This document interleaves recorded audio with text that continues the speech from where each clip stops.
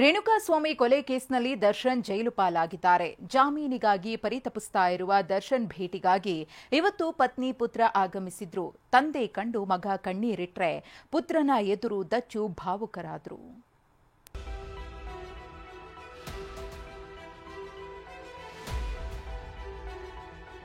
ಮಗನನ್ನ ನೋಡುವ ಕಾತರ, ಕುಟುಂಬವನ್ನ ಕಣ್ತುಂಬಿಕೊಳ್ಳುವ ಖುಷಿ, ಬೆನ್ನು ನೋವಿನ ನಡುವೆ ದರ್ಶನ್ ಬ್ಯಾಗ್ ಹಿಡಿದು ಹೆಜ್ಜೆ ಹಾಕಿದ್ರು. ಜೈಲಿನಲ್ಲಿ ಪತ್ನಿ ಪುತ್ರನನ್ನ ಭೇಟಿಯಾಗಿ ಭಾವುಕರಾದ್ರು.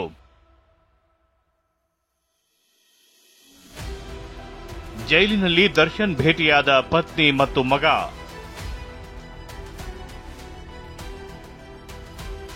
ಅಪ್ಪನ ಮುಖ ನೋಡುತ್ತಿದ್ದಂತೆ ಬಿಕ್ಕಿ ಬಿಕ್ಕಿ ಅತ್ತ ಪುತ್ರ.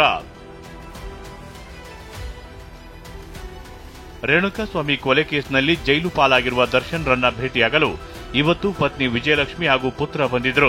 ದಚ್ಚು ಬಳ್ಳಾರಿ ಜೈಲು ಸೇರಿದ ಮೇಲೆ ಮೊದಲ ಸಲದ ಭೇಟಿಗಾಗಿ ಪುತ್ರ ಆಗಮಿಸಿದ. ಮಗನನ್ನ ನೋಡಲು ನಗುಮುಖದಿಂದಲೇ ಬ್ಯಾರಕ್ನಿಂದ ದರ್ಶನ್ ಬಂದ್ರು. ದರ್ಶನ್ ಮುಖ ನೋಡ್ತಿದ್ದಂತೆ ಪುತ್ರ ಬಿಕ್ಕಿ ಬಿಕ್ಕಿ ಅಳೋಕೆ ಶುರು ಮಾಡಿದ. ಈ ವೇಳೆ ಮಗನನ್ನ ತಬ್ಬಿ ದರ್ಶನ್ ಸಂತೈಸಿದ್ರು. ಸುಮಾರು 45 ನಿಮಿಷ ಪತ್ನಿ, ಪುತ್ರ, ಭಾವ ಸುಶಾಂತ್ ಜೊತೆ ದರ್ಶನ್ ಮಾತನಾಡಿದ್ರು.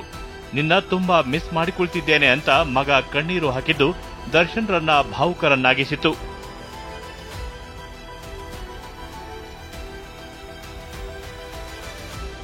ದರ್ಶನ್ ಬೆನ್ನು ನೋವು, ಸರ್ಜರಿ ಮಾಡಿಸಲೇಬೇಕು ಎಂದ ವೈದ್ಯರು.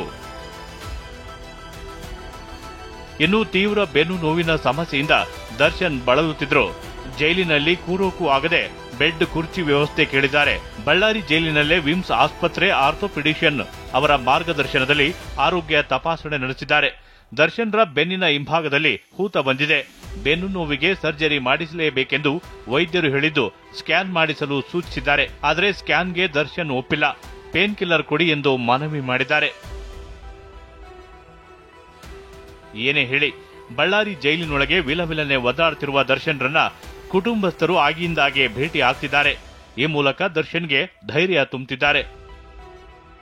ವಿನಾಯಕ್ ಬಡ್ಗೇರ್, TV9, ಬಳ್ಳಾರಿ.